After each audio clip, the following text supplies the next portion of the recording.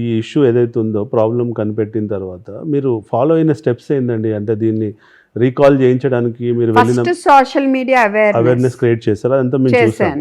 తర్వాత 2021లో CDSCOకి రాసా.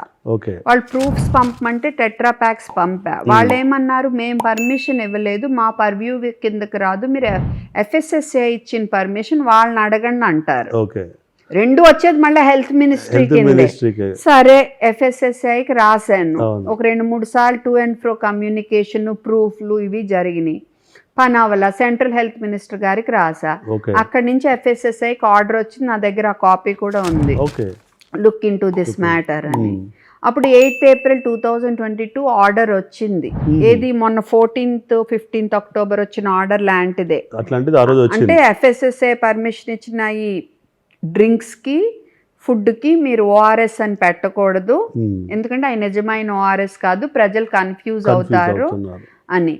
కానీ 2 నెలల్లో అండి, జూలై 14th అదే సంవత్సరం ఆర్డర్ మారిపోయింది.